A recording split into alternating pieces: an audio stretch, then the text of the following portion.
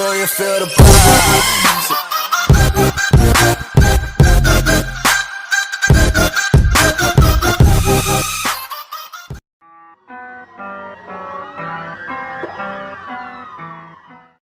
Sa Psych Record, Neutral Rhyme. Ako nga po pala si Psych Ian at kasama ko si Bernard.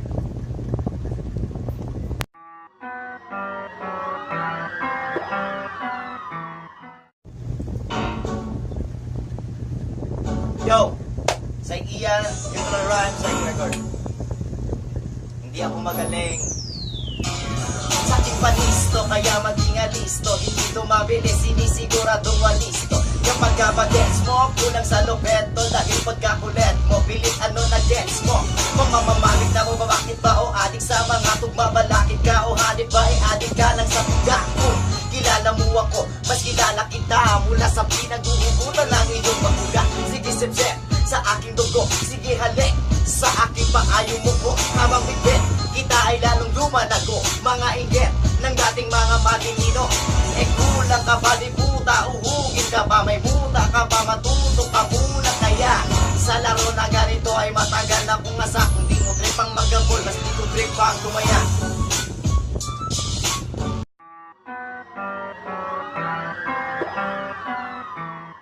Question is, paano kami nagugdanan?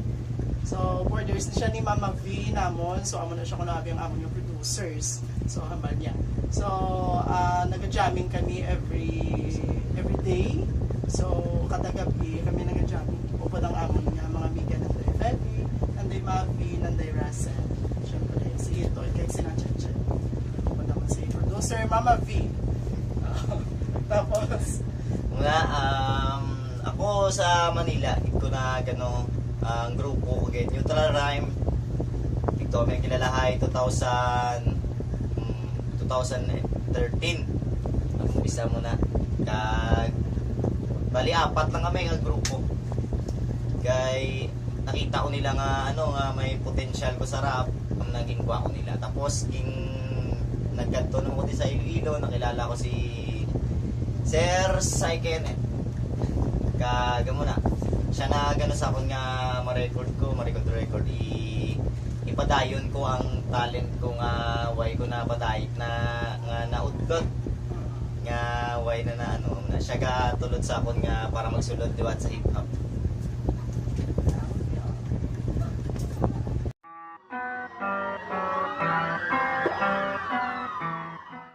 Muna kung maliban sa pagiging rapper, sa gaubra ko sa may Ocean Jet, sa barko biyahe pa kulot muna. Kung December o kung may mga okasyon, mga dinagyang kakanta ko sa One sa may Smallville, kita dadangis na. and me naman, si Tito B ninyo, ako yan nag-hosting sa mga birthdays, and then of course, kung nakita nyo nga ako niya ulo is similar kay Tito B, Tito Boy, Abunda. Kaibigan, usap tayo. Ikaw na! Okay nun.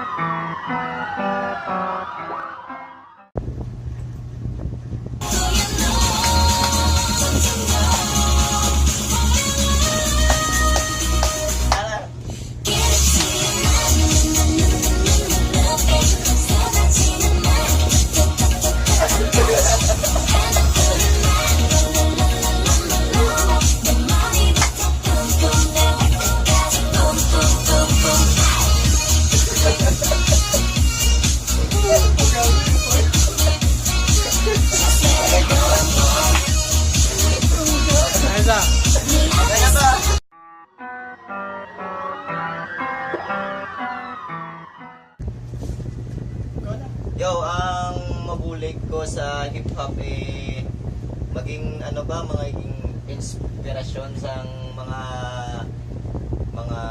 gusto magpadayon sa pagkanta nila.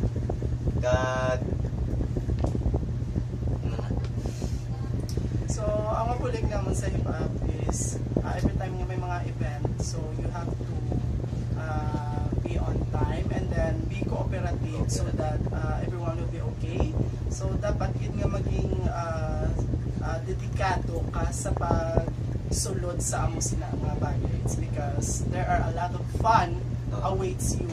So behind the problems surrounds you, obstacles. So despite everything, and then just be happy.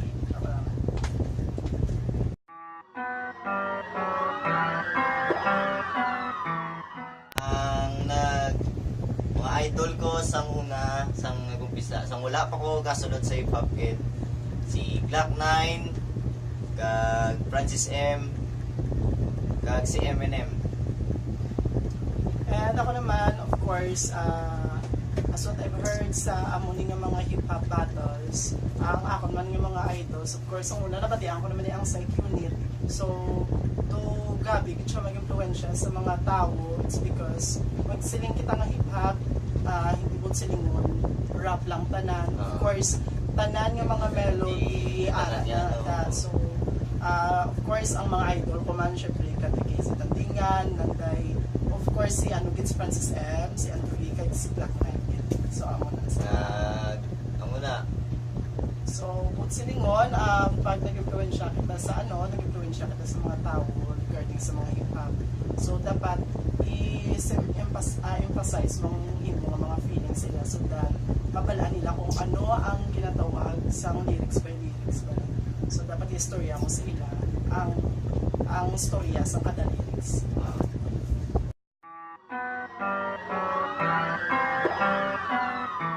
Salamat din kay Sir Saiken, SYK Unit, SYK Records, kay Shagit ka samon para ipadayon ang amon nga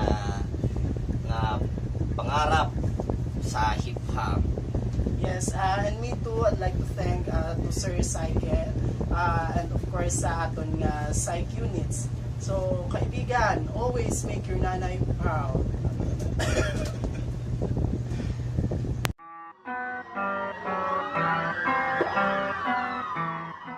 Ano tol, kamusta? Nagulat ba kita? Akala mo na wala ako sa paborito kong laro. Ipapakita ko sa'yo na di pa naman ako kinakalawang gaya ng inaakala mo. O ano, di ba baon? Ha?